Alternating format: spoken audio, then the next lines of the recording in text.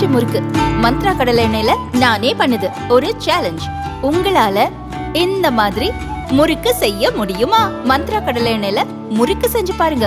Okay,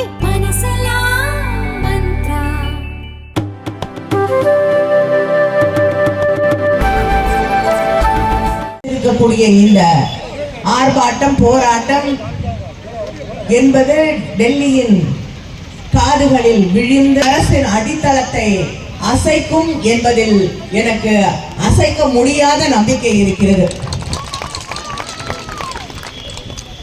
இந்த ஆர்ப்பாட்டத்திலே கலந்து கொண்டு உரையாற்ற செயல் வீரர்களே, மாவட்ட ஒன்றிய நகர பேரூர் கழக நிர்வாகிகளே, உங்கள் அத்தனை பேருக்கும் என்னுடைய வணக்கத்தை நன்றியையும் நான் தெரிவித்துக் கொள்கிறேன்.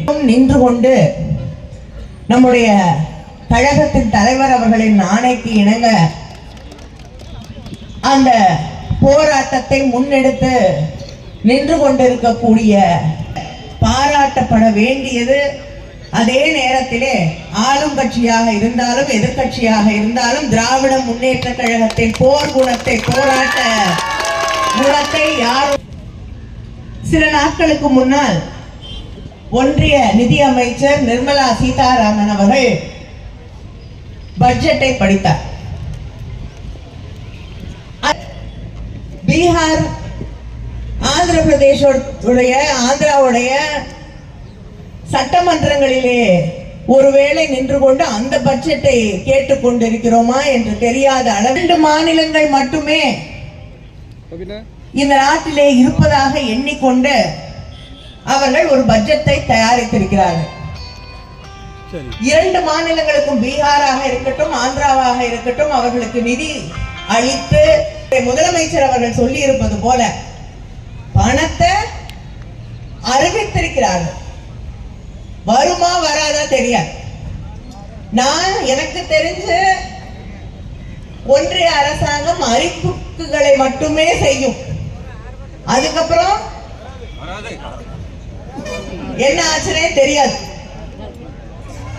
இன்று அவர்களுக்கு ஆட்சி பொறுப்பிலே இருக்க வேண்டும் என்றால் ஒரு மைனாரிட்டி ஆட்சியாக இருக்கக்கூடிய, ஏன்னா இவங்க மைனாரிட்டி மக்களுக்கு எதிராகவே இருக்கக்கூடியவர்கள். அதனாலதான் இன்னைக்கு மைனாரிட்டி ஆட்சி நடத்தி கொண்டிருக்கிறார்கள். அந்த மைனாரிட்டி ஆட்சியை அங்க ஆட்சி பொறுப்பிலே பிரதமராக திரு நரேந்திர மோடி அவர்கள் நீடிக்க வேண்டும் என்றால், பாஜக ஆட்சி பொறுப்பிலே நீடிக்க வேண்டும் என்றால், பீகார், ஆந்திரா என்ற 2 மாநிலங்கள், அங்கே இருக்கக்கூடிய எம்பிக்கள், அந்த கட்சியின் தலைவர்கள் அவர்களுக்கு ஆதரவு அளிக்க வேண்டும். வேற எந்த காரணமும் இல்லை. இந்த 2 மாநிலத்து மேல அவங்களுக்கு அக்கறை இருக்கிறதுக்கு, ஆட்சியில இருக்கணும்னா அவங்களோட தயவு தேவை. அந்த தயவிற்காக அவர்கள் எதை கேட்டாலும் இவர்கள் கொடுக்க தயாராக இருக்கிறார்கள்.